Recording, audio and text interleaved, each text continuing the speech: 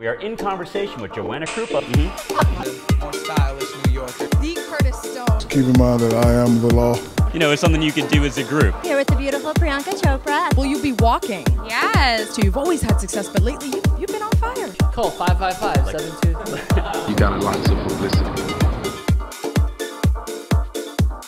Hey, this is Ryan with Pblcty, and we are here with Michael C. Hall, and we're at the press event for the Realistic Joneses. You play a really exciting character, John. What brought you to Broadway for this role? I was invited to do a reading of the play several months ago, and was just so taken with Will Eno's work.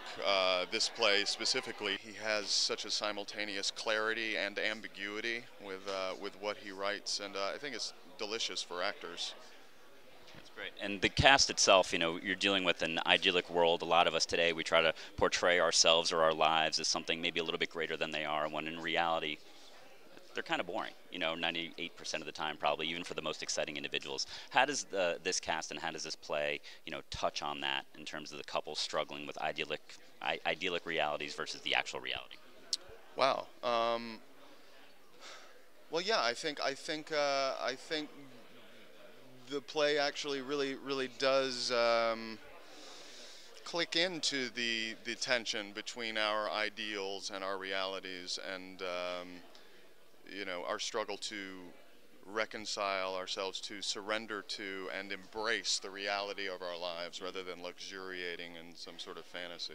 Absolutely. Now, you also have a pretty exciting thing coming up with IFSC. Cold in July was recently picked up. They picked up the North America rights. You're with Don Johnson and Sam Shepard, if I remember correctly. Now, how is that role going to allow you to break out a little bit from, I guess, the stereotype of your character from Dexter?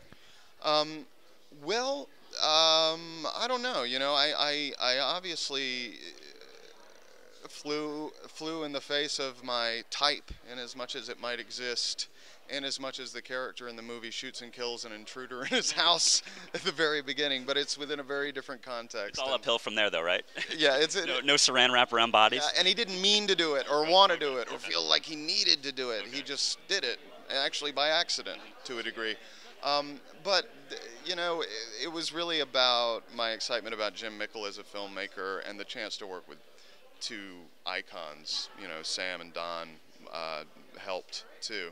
So now, one of the things that always intrigued me, and I'm really excited because, you know, I actually had Dexter, you know, on my DVR. I have Homeland on my DVR, and I actually had Hostages on my DVR. So I hit the trifecta today. Right. You know, I was coming out of an episode of watching Dexter. I mean, I was emotionally spent. How were you able over the years to actually not lose sight of who Dexter was, but also not lose sight after taping of who Michael C. Hall was? Changing back into my clothes helped. Sometimes after particularly grueling days, it was good to break a sweat and like sweat out the murderous toxins.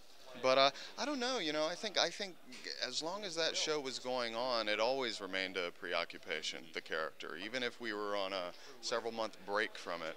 Now that it's over, I think I'm only coming to appreciate maybe how it affected my sense of myself as a person and as an actor. But you know, I just want to keep moving forward and hopefully not find myself overwhelmed with a compulsion to kill people.